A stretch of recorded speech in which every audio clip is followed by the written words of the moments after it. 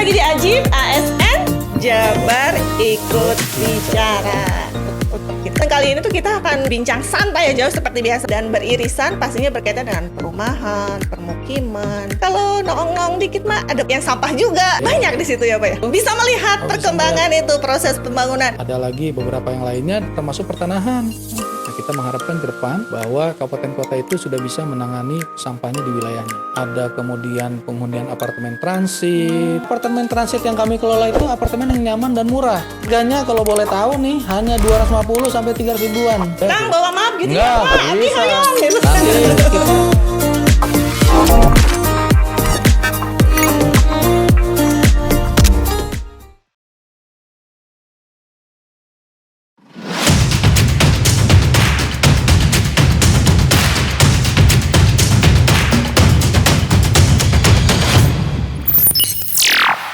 Ya, bismillahirrahmanirrahim. Assalamualaikum warahmatullahi wabarakatuh, Bapak. Akan kata sadaya.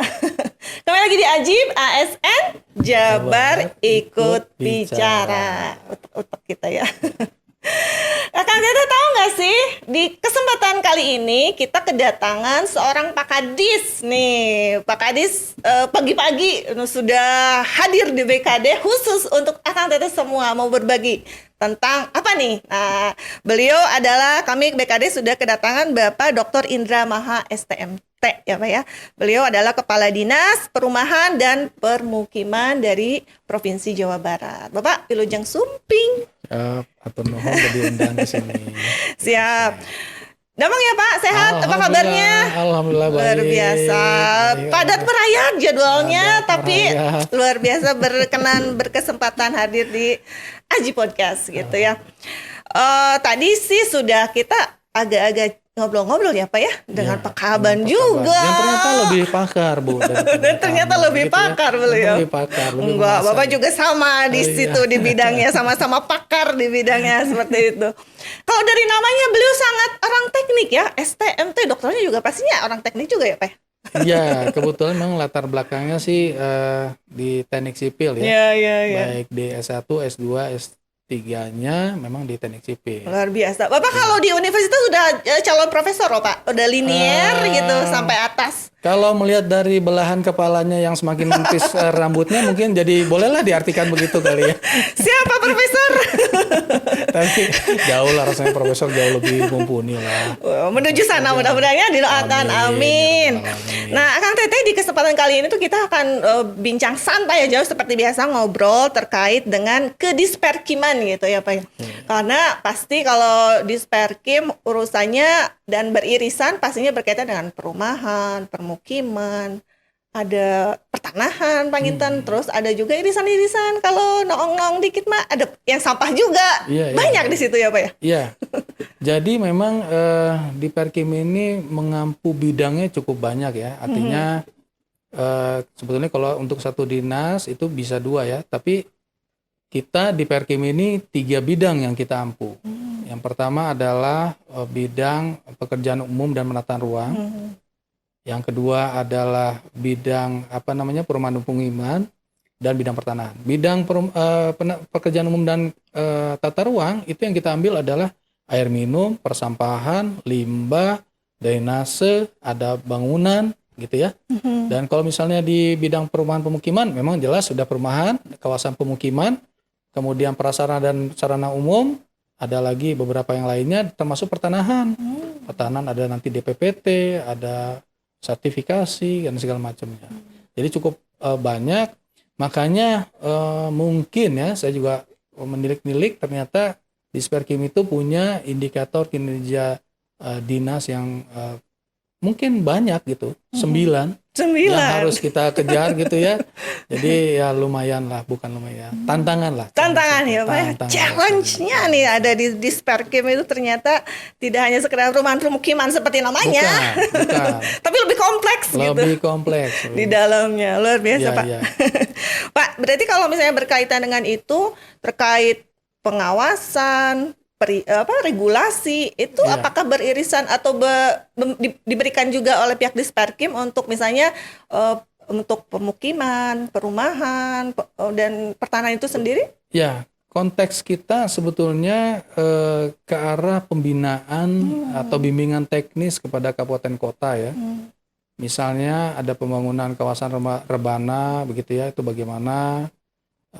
Nah tapi kalau misalnya lebih spesifik misalnya terhadap pengawasan pembangunan perumahan atau bahkan perizinan pembangunan perumahan, itu lebih banyak di kewenangan kabupaten kota. Jadi itu ada di mereka. Dulu kita tahu ada yang namanya IMB, izin mendirikan bangunan. Nah itu prosesnya bukan di kami, di mana adanya di kabupaten kota, yang sekarang namanya menjadi PBG ya, Persetujuan Bangunan Gedung, gitu ya. Nah karena prosesnya agak cukup banyak, ada KKPR-nya dan segala macam, itu ada di kabupaten kota. Tapi kami kalau diskusi, kami sangat terbuka terhadap seperti itu. Jadi kalau diskusi, nanti mereka datang ke kabupaten kota nggak apa-apa. Atau kabupaten kota ada masalah yang perlu kita bahas mengenai landslide dan segala macamnya yang menyangkut kepada nantinya persetujuan bangunan gedungnya, kita sangat terbuka, sama-sama kita cari yang ide terbaiknya atau hasil terbaiknya. Berarti pasti sangat berkolaborasi ya Pak ya, sangat, kabupaten kota sangat. Seperti itu untuk secara teknis. Intinya kita sangat terbuka dengan siapapun juga. Siap Pak, siap. Nah selain tadi sudah jelas ya pembinaan ya Pak, pengawasan secara umum dalam arti tadi dengan kabupaten kota. Ini apakah juga berkaitan dengan misalnya andil dalam fasilitas lain seperti alun-alun, pasar, masjid itu masuk ke Disperkim juga? Ya, alun-alun, pasar itu mungkin kita masuk dalam penataan bangunan gedung dan lainnya gitu ya, dan lingkungan begitu ya. Dan kita masuk ke arah yang strategis provinsi. Nah, ternyata memang kita diamanahkan membangun itu. Kalau kita hitung dari mulai tahun 2018 sampai tahun 2023, hitungan kami itu ada 28 alun-alun yang sudah selesai dan saat ini masih dalam tahap penyelesaian. Jadi mungkin tinggal 3 atau 4 lagi yang kita lagi selesaikan. Banyak alun-alun yang kita buat, alun-alun Cimahi, alun-alun Karawang, alun-alun di Tasik sekarang, di Ciamis, macam-macam lah gitu. Termasuk pasar juga kita bangunkan, ya nanti pengelolaannya di kabupaten kota. Ya tujuannya sih kita adalah meningkatkan indeks kebahagiaan masyarakat gitu ya, karena alun-alun itu tempat yang tidak punya kasta. Tempat tidak berkasta, siapapun bisa datang. Betul. Jadi mau pejabat, tidak pejabat, mau kaya, mau miskin, mau bicara politik, mau bicara ekonomi, mau bicara pendidikan, semuanya bisa di sana. Jadi itu tempatnya. Dan kedua adalah menumbuhkan perekonomian. Ya, betul. Karena ternyata saya pernah di alun-alun Setu yang ketika saya datang pertama kali, itu cuma hanya 2 warung di sana, dan begitu kemarin peresmian semuanya sudah berjejer warung. Artinya apa? Timbul perekonomian baru, bergerak, UMKM, ya. cuman memang perlu pengaturan supaya tidak terlampau tidak terlampau kredit, bagaimana tidak terjadi keributan dan segala macamnya. Jadi itu poin-poin yang kita bangunkan. Jadi alhamdulillah ya amanahnya berat kita bangun alun, tapi manfaatnya rasanya bisa dirasakan lah langsung. Iya, betul. Betul, terasa loh Pak. Saya sebagai warga Cimahi. Oh, Cimahi ya. Wah, berarti udah ada tuh. Bisa melihat perkembangan itu, proses pembangunan. Lalu saya juga sebagai warga Cililin. Oh, gitu ya. Jadi promosi begini. Betul, karena saya dulu sekolah SMP, Pak, di Cililin itu tahu sendiri seperti apa gitu alun-alun. Betul kata Bapak, dianggap bisa sebagai wajah juga ya, Pak ya. Tapi ketika sekarang lewat, waduh, sudah begini rupa gitu kan. Betul. Tinggal tugas kita biasanya pintar membangun tapi kurang dalam hal pemeliharaan. Nah, itu yang harus perlu dijaga. Itu banget. Nah. Jadi menumbuhkan juga kesadaran rasa memiliki ya Pak ya. Betul. Karena biar umurnya panjang, biar kita nikmati itu bukan hanya periode siapa, tapi panjang sampai ke belakang. Betul sekali. Betul, sepakat sekali dengan apa yang disampaikan Bapak tadi. Dibangun udah bagus, betul untuk mendukung perekonomian, tapi ternyata crowded, jadi kumuh lagi. Betul. Sayang ya, Pak. Sudah banyak yang diberikan gitu, tapi dan ada juga pemanfaatannya tidak sesuai dengan yang ditentukan. Misalnya untuk jogging track yang dari karet itu ternyata dimasukin buat pakai motor, pakai apa ya rusak kan gitu. Jadi cepat rusak, sayang lah. Betul. Gitu. Berarti kita bangun mahal. PR juga ya Pak untuk lebih ke pengawasannya itu sendiri. Siapa? Nah, Kang Tete ya, ayo kita jaga-jaga yang punya alun-alun bagus atau dijagain. Yang saya juga yang di Cimahi nanti. Terkait tadi juga ada spill sedikit di satu bidang, tadi Bapak sampaikan juga ternyata ada irisan-irisannya juga dengan sampah gitu. Termasuk barusan juga Bapak diskusi dengan Bu Kadis DLH gitu. Iya, iya, iya. Nah, itu memang ada ternyata Pak urusannya. Ya, salah satu urusan yang kami tangani adalah mengenai persampahan, tapi sifatnya lebih banyak kepada regional. Hal yang mendetail itu tentunya lebih banyak di kabupaten kota. Nah, kita regional, bagaimana misalnya sekarang ini kita lagi menyusun perencanaan terhadap sampah regional di Bekarpur, Bekasi, Purwakarta, dan Karawang. Nanti penempatannya di mana, pengelolaannya bagaimana, itu sedang kita kelola. Tapi kalau misalnya yang lebih detailnya, itu kita harapkan adanya di kabupaten kota yang bersangkutan. Karena perannya di sana. Kita mengharapkan suatu saat nanti, atau jangan terlalu lama-lama, bahwa penanganan sampah itu selesai di tempat pembuangan sampah terpadu di wilayahnya. Jangan sampai ada sampai tempat pembuangan akhir, karena kalau tempat pembuangan air yang sekarang kita masih berlaku ini adalah sanitary landfill, jadi ditumpuk, yaitu nanti nimbun, nah segala macam, ada dampak-dampaknya. Nah, kita mengharapkan ke depan bahwa kabupaten kota itu sudah bisa menangani sampahnya di wilayahnya, bahkan sampai di kecamatan atau bahkan sampai di kelurahan. Berarti sampai sejauh ini memang belum purely bisa ditangani beres di kabupaten kota ya Pak? Masih ada... Karena kan misalnya kota Bandung kita tahu jumlah penduduknya kan 2,5 juta dengan tingkat yang banyak hal ya. Misalnya gini, liburan itu pasti lebih banyak lagi yang datang. Sampai yang timbul itu justru lebih besar lagi. Betul. Nah, mungkin pengelolaan sekarang ini belum bisa selesai, sehingga itu perlu ada pembuangan sampah di tempat akhir. Dan itu di kita ada namanya TPA regional, yaitu TPA Sarimukti. Seperti itu. Luar biasa. Memang sampah ini isu yang never ending ya Pak ya. Selama masih ada manusia pasti ada sampah. Gitu. Itu sama dengan air sebetulnya. Jadi selama masih ada manusia pasti ada sampah dan dibutuhkan air. Waste manajemennya itu betul-betul pasti jadi tantangan tersendiri ya Pak ya untuk setiap kabupaten kota itu sendiri dengan ilustrasinya dari data yang kami peroleh, itu Bandung seharinya itu menghasilkan sampah itu 1.200 sampai 1.500 ton per hari. Bayangin. Kalau itu ditumpukan di satu lapangan, itu cuma hanya berapa lapangan bola mana misalnya gitu ya, itu cuma hanya berapa hari itu selesai itu. Atau hitungan bulan itu selesai, udah numpuk gitu. Nah, kita harus bisa mengelola itu dari hulu. Mulai pemilahan, mulai menggunakan teori yang reuse, recycle, nah itu. Jadi sampah itu tidak akan sampai nanti di pembuangan akhir. Nah, itu yang harus kita polakan. Gitu. Iya, betul Pak. Luar biasa. Nah Pak, kalau misalnya tadi udah ada kaitannya pemukiman, perumahan jelas, lalu pertanahan, sampah juga gitu.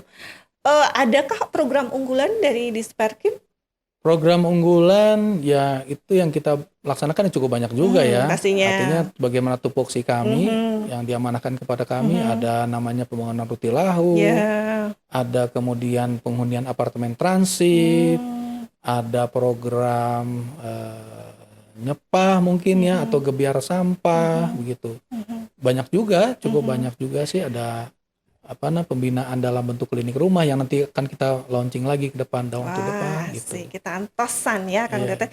Kalau terkait Rutilahu Pak, itu nanti tetap harus dengan kabupaten kota ya? Peran Pemprov itu seperti apa? Ya, program Rutilahu itu adalah program stimulan.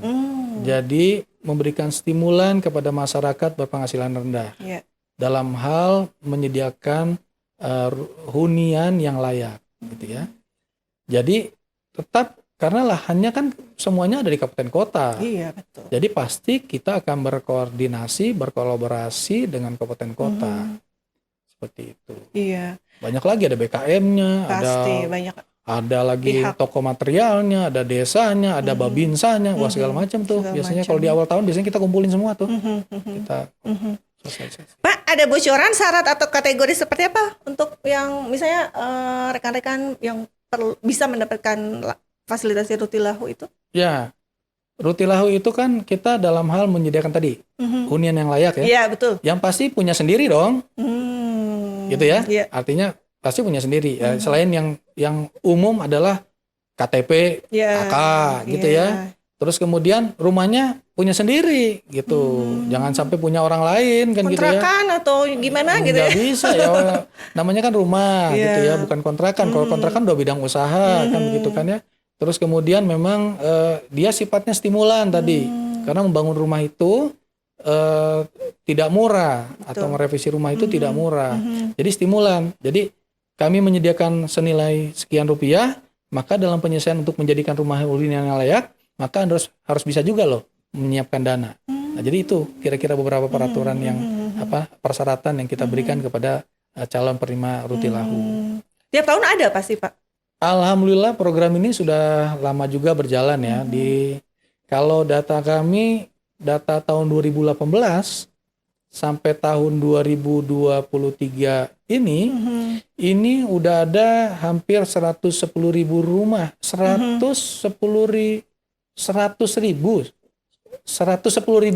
rumah. Wow. Nah, nilainya yang udah dikeluarkan oleh pemerintah Provinsi Jawa Barat adalah udah hampir mencapai 1,8 triliun. Luar Tahun biasa. sekarang aja ini 11.425 unit. Hampir 250 miliaran ya kita keluarkan. Luar biasa itu angkanya ya. Ya. Berarti ada ketentuan pastinya Pak, misalnya si X, si A, si B dengan ketentuan tadi persyaratan yang sudah ditentukan itu dapat dapat fasilitasi nominal berapa? Seperti itu ada klaster. Ada. Bentuk stimulan yang diberikan pemerintah Provinsi Jawa Barat ini adalah senilai 20 juta. Itu kayaknya juga berlaku baik dari pemerintah pusat maupun kabupaten kota. Jadi 20 juta. 17,5 jutanya itu adalah untuk fisik bangunannya, 20-nya untuk pendampingan, pelaporan, dan lain-lainnya.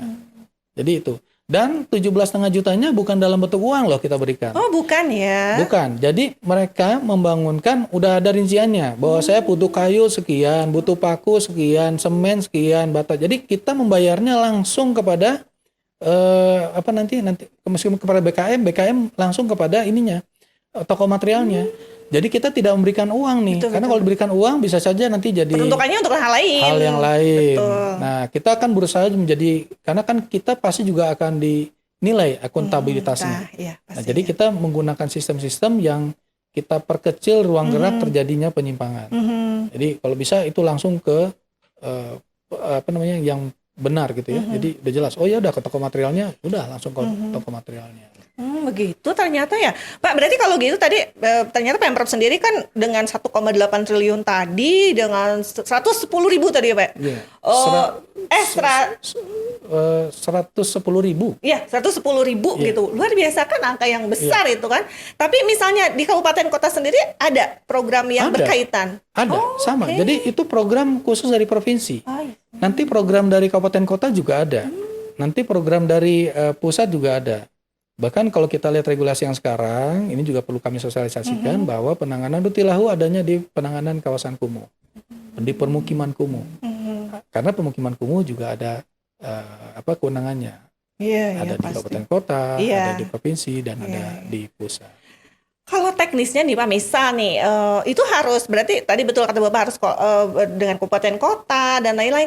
Tapi misalnya untuk kita kan pasti wilayah di kabupaten kota meskipun dari Pemprov untuk menyentuh itu gitu di wilayah tertentu tadi pasti berkoordinasi dengan kabupaten kota. Tapi misalnya dari bawah gitu Pak, ada yang untuk mencoba mengusulkan itu pasti berjenjangkah seperti itu? Berjenjang. Lurah, RT, RW seperti itu? Betul, berjenjang, tetapi jadi tidak bisa pribadi. Jadi kita lewat BKM ya, Badan Kelompok Masyarakat dari kabupaten desanya begitu membuat usulan melalui sistem kita SIPD. Jadi tidak langsung aja datang ke Perkim, oh Pak saya butuh rumah begini, enggak seperti itu.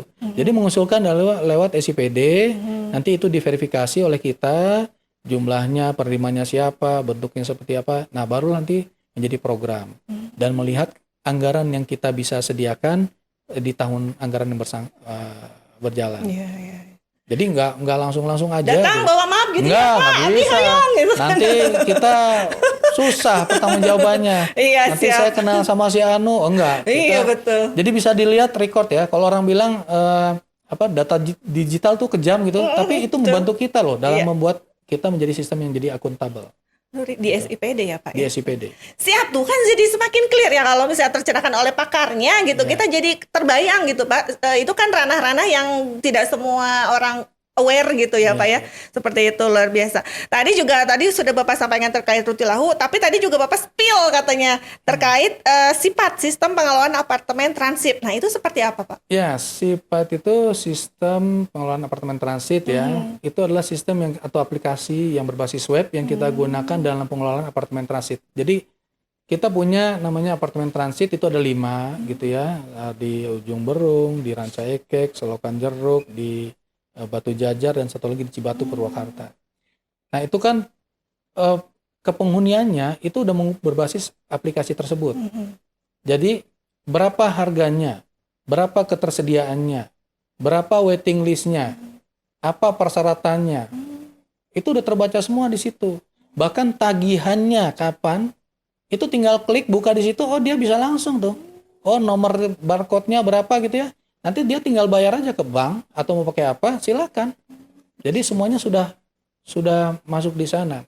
Bahkan kita juga karena kita meminta kepada penghuni apartemen transit ini supaya mereka menabung dan diwajibkan menabung. Dan itu kelihatan mereka belum menabung ataukah sudah menabung. Kalau tidak menabung, maka mereka mohon maaf, mereka harus keluar daripada apartemen transit ini. Tujuannya bukan apa? Pemaksaan ini sifatnya adalah dalam rangka mereka menyiapkan bisa memiliki rumah sendiri. Jadi nanti dalam sekian tahun, maka mereka bisa dimintakan untuk membelikan rumah, cicilan rumah. Jadi kalau dari situ kan mereka bisa punya rumah sendiri. Luar biasa. Jadi kalau gitu apartemen itu sifatnya namanya juga transit ya Pak ya? Apartemen transit. Jadi transit itu kenapa? Harapannya sebetulnya jangan lama-lama. Iya. Karena gini, apartemen transit yang kami kelola itu apartemen yang nyaman dan murah. Betul. Harganya kalau boleh tahu nih hanya 250 sampai 300 ribuan. Aduh. Dan itu ada yang 2 kamar gitu ya. Airnya bagus, listriknya oke. Artinya kalau listrik bayar sendiri ya. Yeah. Tapi keamanannya oke, lingkungannya oke di tengah kota. Betul. Nah, kalau itu dibilang gimana nggak nyaman ya. Jadi kami harapkan kalau nggak nanti gini. Kami harapkan dalam periode tertentu mereka harus sudah pindah karena ini ada lagi nih masyarakat kita, teman-teman kita yang juga membutuhkan. Betul. Jangan karena keasikan mereka di situ aja. Makanya tadi kita punya program namanya Gempita, Gerakan Menabung gitu ya. Apartemen transit itu dipaksakan mereka dengan masuk di kita, mereka harus nabung dan mereka bisa punya rumah dalam waktu 3 atau 4 tahun. Nah, gitu ya. Dari situ mereka keluar, ini masuk. Baru lagi. Keren. Jadi kan kita memberikan kesempatan dong kan gitu ya. Betul Pak. Memberikan pemerataan juga kesempatan untuk yang tapi canggihnya tuh dalam arti kebijakannya tuh sampai sejauh itu gitu Pak. Iya. Bahwa tidak hanya memberikan fasilitasi hunian tapi juga ke depan tadi targetnya harus punya rumah sendiri harus gitu. punya sendiri. Dan memang ini ya selalu menjadi pertanyaan, apa sih peran pemerintah dalam terhadap masyarakat berpenghasilan rendah? Ada buruh, ada apa gitu ya. Nah, kita kan selalu tahu misalnya masyarakat buruh itu ingin selalu ingin minta upahnya dinaikkan. Iya. Kan gitu ya. Betul. Nah, kita pemerintah itu bukan hanya sisi dalam hal regulasi menentukan nilai, tetapi juga bagaimana caranya menurunkan biaya pengeluaran daripada si buruh itu. Sehingga upah yang mereka terima itu meskipun nilainya tetap, tapi pengeluarannya menjadi berkurang. Nah, itu peran kita sekarang di sana. Karena dengan nilainya hanya 250.000 itu sudah sangat membantu. Sok atau cari sekarang kontrakan yang mana 250.000. Ada tuh Bapak, ini apartemen kan, udah gitu rapi, bersih gitu, tertata. Bersih, rapi. Nanti juga ada di situ ada pelatihan-pelatihan segala macam. Ada pelatihannya meningkatkan bagaimana mendapatkan penghasilan tambahan di situ. Ada pelatihan-pelatihannya buat ibu-ibunya. Pelatihan buat ibu untuk anaknya tidak stunting bagaimana. Wah, itu lengkap di sana. Lengkap ya, Pak. Tapi tadi udah ada 5, Bapak udah sampaikan ada 5 lokasi di Batu Jajar. Saya suka lewat, betul Pak. Rapi, bersih, tertata. Ternyata semurah itu gitu. Ya. Pak, syaratnya apa? Milih ini akak-akak. Ya, syaratnya sih ya itu tadi ya. Artinya ada penghasilan yang tertentu. Dan dia punya slip gaji gitu ya. Karena untuk sekarang ini aturannya di kami memang punya slip gaji. Slip payment lah gitu ya. Nah seperti itu. Jadi tadi kalau Akang juga mungkin jadi kita juga bisa untuk non ASN. Non ASN. Non ASN juga bisa. dan juga golongan 3 ke bawah 3 untuk ke bawah. S-nya. Nah itu masih bisa. Tapi kalau misalnya udah golongan 4 ke atas, sopir aku atau mah gitu ya, ya Tanda sadar tanya. diri lah gitu ya, maksudnya ya janganlah kan Iya, gitu ya. siap, Pak. Jadi ya itu dah. Tapi Siap, ya itu siap. ada waiting listnya. Itu tapi khusus PNS, tapi non PNS bisa gitu Pak. Non PNS juga bisa, iya, karena iya, mereka iya. kan juga punya slip Oh, pembayaran. yang penting punya ada penghasilan tertentu. penghasilan. Gitu Tapi ya. buruh juga bisa. Bisa ya, Pak, Bisa. ya. Iya, Tapi iya. waiting listnya udah panjang-panjang. Panjang tuh. ya, Pak, ya? Dan itu terbuka ya. Terbuka. Jadi kita sangat Di terbuka. website ya Pak. Iya, di websitenya bisa lihat. Oh, saya kalau mau daftar di sana, itu waiting listnya berapa itu? Urutan ke berapa? Gitu. Berarti nanti websitenya cari terkait dengan sifat gitu Sifat, Kak. Ya, iya. ya. Nanti akan lihat emang nggak ya kalau yang ini mah hanya sekedar informasi. Tadi kata Bapak untuk PNS golongan 3 ke bawah, siapa tahu ya Pak ya bisa membantu untuk nabung. Jadi uang untuk misalnya hal lainnya savingnya lumayan, Lumayan. itu. Bisa kan kalau apartemen dan lain-lain itu 250 betul, tapi juta biasanya gitu. Iya, iya. Tapi ingat ya, jangan lama-lama gitu ya. Nggak boleh lama, Nggak boleh kata Bapak. lama-lama gitu. Karena kita masih punya masyarakat yang lain mungkin betul, yang lebih membutuhkan. Siap.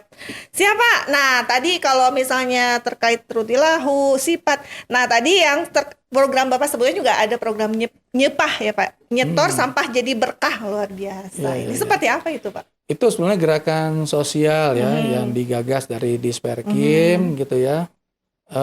Sebetulnya konsepnya adalah bagaimana kita melakukan pemilahan sampah dari hulu. Nah, jadi gitu ya. Iya. Jadi kita udah pilah sampah antara organik dan anorganik. Nah, yang anorganik ini tadi kita bawa ke kantor gitu Iya. ya. Kita store ke kantor. Nah, itu nanti itu kan bisa dijual kembali segala macam gitu ya. Dan itu menjadi berkah buat teman-teman kita yang ada di kantor kami, sekitar kantor. Dan ini harapannya bisa menggelora di seluruh OPD Provinsi Jawa Barat. Bahkan ke seluruhnya, bahkan nanti ke masyarakat. Jadi sampah itu ternyata masih punya nilai ekonomi loh. Iya, Kan gitu ya. kan ya. Dan itu bisa membantu masyarakat sekeliling kita yang membutuhkan. Siap, Pak, siap. Tuh berarti ayo kita ramaikan gitu untuk memilah sampah, mulai milah sampah ya Pak dari Iya, mulai rumah. milah sampah. Jadi tidak lagi satu all in one dalam All in satu one, mix wadah waste gitu. ya. Langsung aja buang. Yang susahnya ini kita memang termasuk saya sendiri lah, kita mengingatkan diri sendiri ya. Sudah disediakan oleh pemerintah, misalnya ada yang Organik, anorganik. tetap aja buangnya segala macam. Nah, Biar ayo cepet. kita biasakan. Ya, Nanti itu lebih mudah dalam pengelolaan sampahnya ke siap, depan. siap. Berarti kita harus saling mengingatkan ya, Kang Teteh. Kalau betul Pak, mungkin Bapak juga jauh lebih ini ya, sudah melanglang buana kemana-mana, itu kita bisa melihat di negara-negara maju khusus ada penanganan khusus dan anggarannya juga pasti khusus ya Pak ya, Anggarannya khusus. untuk penanganan sampah semacamnya seperti itu. Seperti di Korea Pak, ada truk sampah khusus yang di satu tempat udah beres, pasti udah satu kali tempat yang tadi Bapak sampaikan ya, Iya, iya. sudah selesai. Kebetulan saya belum pernah Korea, mudah-mudahan BKD bisa ngajak saya ke Korea gitu ya. Tapi Bu Kadis ini ya, sudah lebih siap. dulu ya. Siapa nanti pasti ada hal khusus nih yang bisa dipelajari ya Pak ya dari beberapa negara maju, penanganannya pasti, dan itu pasti ada hal-hal khusus juga dari Ya, ada segi satu wilayah, nggak usah jauh-jauh ke luar negeri. Satu wilayah yang ternyata di Indonesia juga udah jauh lebih oke di manakah juga ya, itu, Pak? ya di Jawa Tengah gitu ya. Oh, Tapi iya, kita ya ke betul, depan kita harapkan kita jangan kalah lah sama mereka. Betul. Kita kejar kan gitu ya. Siap. Tapi ini pasti harus dengan kontribusi kita semua ya Kang Teteh ya. Jadi tidak hanya tugas dari Disperkim, DLH dan timnya, tapi ya itu. Karena sampah itu bukan dihasilkan oleh kantor. Iya, Sampah itu rumah. bukan, tapi mulai dari orang, artinya mulai dari rumah. Maka yuk coba kita Iya. kelola sampah itu mulai dari awalnya. Awalnya di mana? Ya di rumah. Betul. Kita pilah yuk gitu. Siap Pak. Pak, ada program lain Pak yang kayaknya teh harus nih gitu Akang Teteh tahu dan masyarakat Jawa Barat khususnya aware gitu. Ya kita sih masih ada beberapa program lain misalnya, tapi ini yang saya bicara yang sudah berjalan dan yang akan berjalan. Ya, Kita siap. nanti ke depan dalam waktu 2 bulan ini kita menyiapkan program klinik rumah ya. Klinik rumah itu kita harapkan itu menjadi ajang konsultasi kita Iya. dan ajang pemberitahuan kepada masyarakat terhadap regulasi, aturan segala macam mengenai rumah. Jadi silahkan kita berdiskusi. Bukan hanya itu, bahkan misalnya masyarakat ingin, Pak, saya di wilayah ini, saya ingin dapat perumahan yang apa namanya rumah bersubsidi. Nah itu di situ kita nanti bisa diskusi tuh. Oh, siap. Jadi rumah yang terjangkau segala macam. Nah misalnya rumahnya juga Pak, saya punya rumah rumah saya tahan gempa atau enggak ya? Nah kita bisa diskusi. Atau misalnya Pak admin, saya ingin rumah saya mau dibuat yang dengan tahan gempa. Ada nggak aplikatornya? Wah kita bisa tuh Pak. Bu. Jadi bisa kita sampaikan. Siap. Mudah-mudahan 2 bulan ini Bu. Asik, kita antosan ya Akang Teteh ya. Program-program khusus lanjutan nih dari Bapak dan timnya yang luar biasa. Jadi kita tercerahkan nih Pak, alhamdulillah kehadiran Bapak. Ternyata perumahan, permukiman, pertanahan tidak hanya semata-mata sebagaimana permukaannya saja, tapi di dalamnya tuh luar biasa kompleks ya Pak. Banyak banget. Karena urusannya dengan insan-insan. Kita kan pelayanan dasar Bu, makanya banyak. Betul, kan, gitu. pastinya. Dan itu perintilannya juga lebih banyak lagi ternyata. Mudah-mudahan program-program Disperkim, Bapak dan tim, dan pastinya berkolaborasi dengan dinas lain dan masyarakat pada umumnya itu bisa menghasilkan ya Pak ya, tujuan yang tadi untuk Jawa Barat. Untuk yang maju. Juara lahir batin. Bapak izin ada pesan khusus nih atau himbauan nih untuk kami ASN atau masyarakat pada umumnya? Saya sih sekarang yang lagi lagi hit dua ini. Yang pertama adalah masalah sampah tadi. Siap. Jadi sampah, saya nggak ada pesan ya? Iya Pak. Oh nggak ada pesan. Jadi sampah, ayo kita kelola. Sampah itu mulai dari hulu, artinya mulai dari rumah. Supaya penanganan sampah ini tidak seperti sekarang terjadi Bandung Raya Lautan Sampah. Ya. Jadi kalau kita kelola sampah lebih awal, maka penanganan sampah akan menjadi mudah dan kita menjadi lebih sehat, lebih asli dan segala macamnya. Yang kedua adalah masalah air. Kita kemarin menghadapi masa kekeringan. Jadi masalahnya ternyata kebanyakan karena kita punya lahan yang sempit, semuanya sudah betonisasi. Mari kita kembalikan supaya tanah itu bisa menyerap air lagi. Bagaimana caranya? Bentuklah biopori. Nanti air itu menjadi menyerap. Air itu tidak menjadi zero runoff. Air itu nanti menyerap ke dalam tanah. Tidak langsung menyerap, tidak mengalir ke saluran ke pembuangan sungai ke laut. Nah, ketika masa penghujan, air itu masuk di dalam tanah. Ketika masa kekeringan, kita bisa punya menjadi reservoir air. Jadi itu pesan kita buat sama-sama. Siap. Mungkin gitu. Siap Pak, laksanakan. Ya, karena kita tengetkan apa ya? Kita apa yang sudah jadi pesan, pokoknya daruratnya sampah jangan sampai ada lagi ya Pak. Cukuplah kali ini saja. Cukup. Kita harus perlahan tapi pasti itu dengan kita mengelola dengan baik juga. Lalu air tadi kata Bapak, betul ya Pak. Di mana-mana sudah